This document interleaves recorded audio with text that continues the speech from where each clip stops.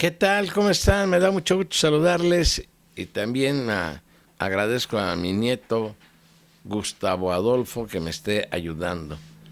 Hace muchos años en la Ciudad de México circulaba en un principio, porque después hasta en Estados Unidos y otros países se vendía la revista Alarma.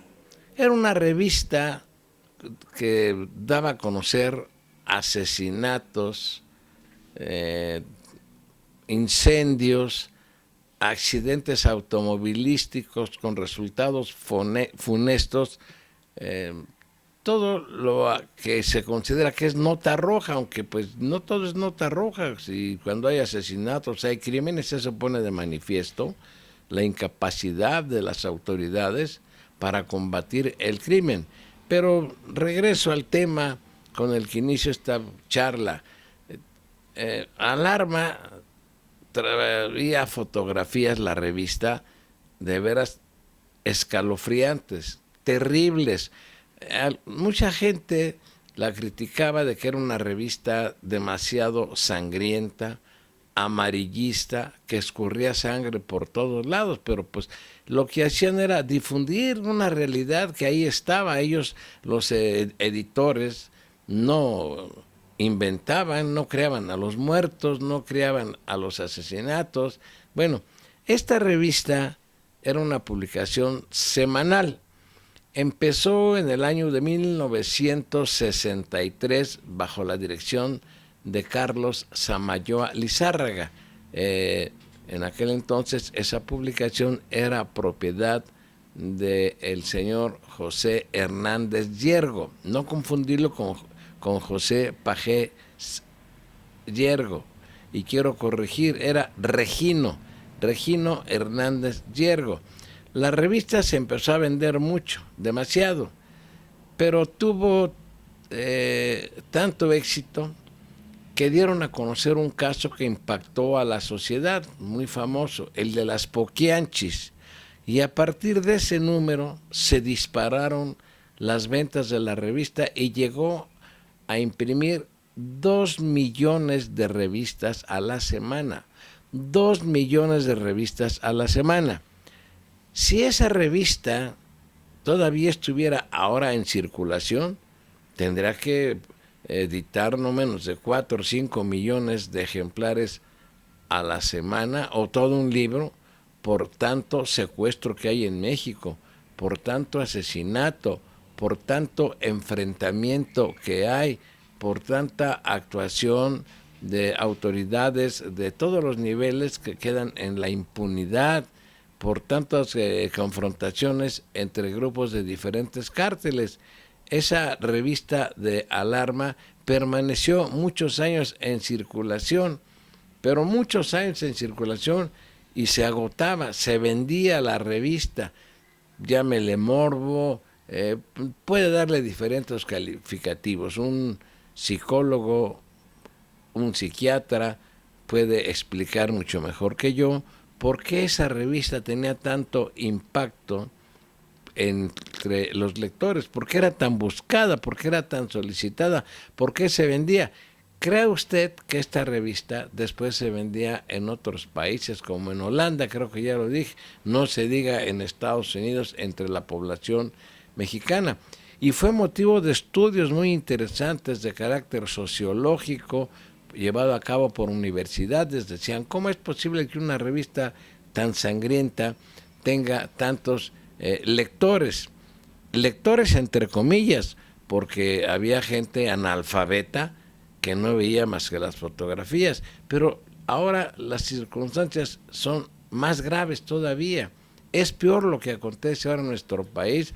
Por eso le digo que si siguiera circulando esa revista Alarma, se venderían muchos más número de ejemplares. A la autoridad no le gusta que se publiquen notas de esas características, pero eso existe en México.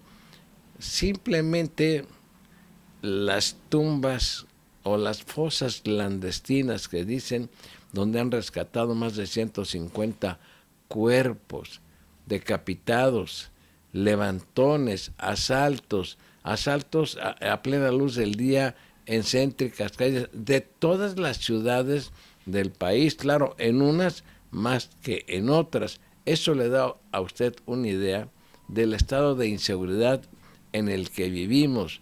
Ojalá usted algún día buscara en internet la revista Alarma y se diera cuenta de qué fotografías sangrientas, eran fotografías sangrientas, espeluznantes, y a veces para cabecear las notas utilizaban un vocabulario que era llamativo. Decía: secuestróla, violóla, matóla y enterróla. Así utilizaban esos títulos en cada nota. Pero le repito, esta revista Alarma tuvo un éxito increíble. Yo creo que ninguna publicación, desde que yo tengo uso de razón, se ha vendido tanto como la revista Alarma. Y a ningún periódico de los que se publique en este momento, aunque digan que tienen miles o millones de lectores, es de dudar. La gente casi no lee.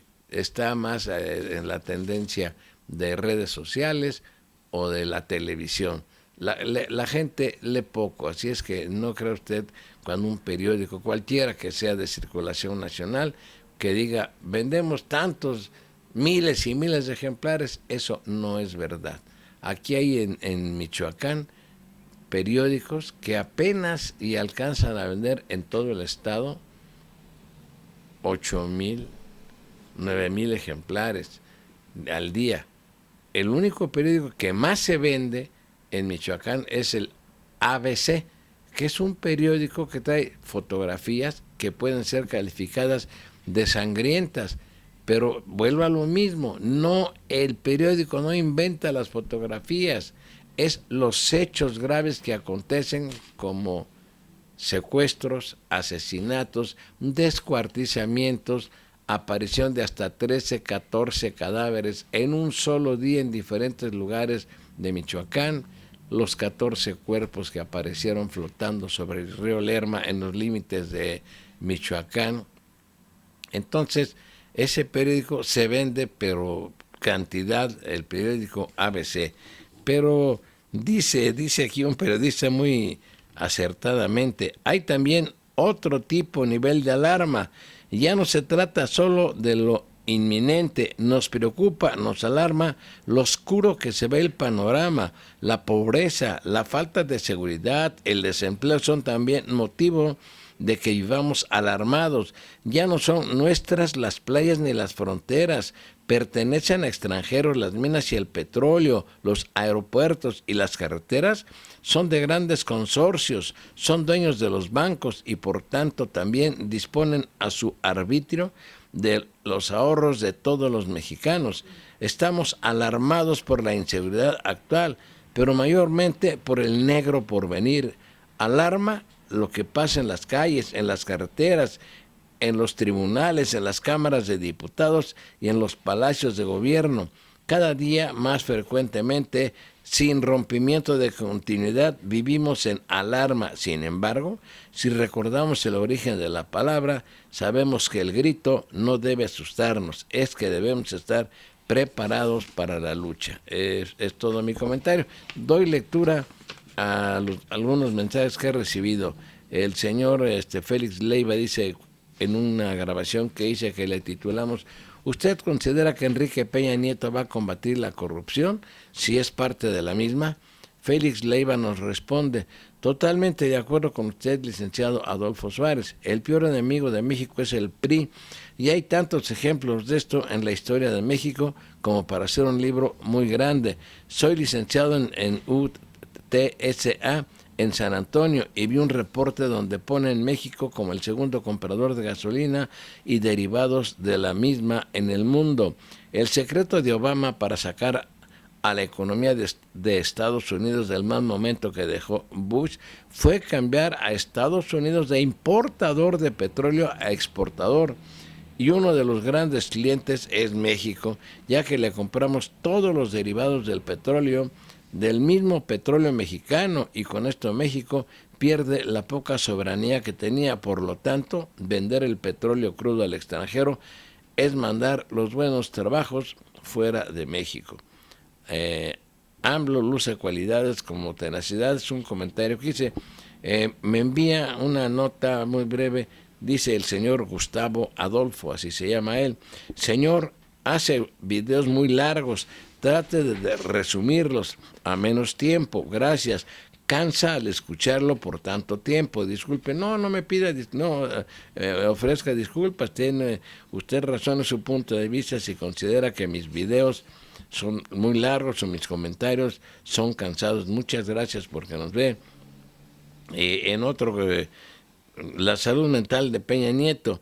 Manuel de los Ríos Fragoso dice: Peña padece del demonio de la ira. Esto se notó en la entrevista que le hizo el periodista Carlos Marín y fue notorio su enfurecimiento en dicha entrevista. Peña Nieto, un gran simulador justiciero. El señor Pepe Torres: efectivamente, profesor, un gran simulador este gobierno actual. Pero déjeme decirle que no solo es el gobierno, la ciudadanía tiene gran parte de responsabilidad con su indiferencia. Ha permitido que los políticos de muy pocos escrúpulos y de un insultante nivel de mediocridad hayan llegado al poder. Las verdades históricas, el enriquecimiento ilícito, las muertes, los asesinatos y las frivolidades y muchas otras cosas más han sido toleradas por una sociedad indiferente y sin ningún sentido de responsabilidad para que esto no suceda. No solo es cumplir en las urnas y ya, no, debemos dar seguimiento puntual a cada movimiento de los gobernadores, señalarlos, no callarnos y exigir que se cumpla la ley a cabalidad. Necesitamos unirnos como sociedad y con eso estos políticos de ocasión no llegarán a ningún lado. Saludos desde Zapopan, Jalisco. Por cierto, también me hacen un comentario. Yo de veras ya lo expliqué el otro día. Lamento lo que le pasó a elementos del ejército mexicano que fueron emboscados, que fueron sorprendidos por presuntos delincuentes a quienes las autoridades militares señalan que pertenecen al cártel de Sinaloa, a los familiares del Chapo Guzmán. Pues aquí lo que me dicen y que es irónico, usted recordará cuando el asunto de los muchachos de Ayotzinapa, recuerda aquella frase estúpida, muy criticada, cuando dijo Peña Nieto: ya supérenlo.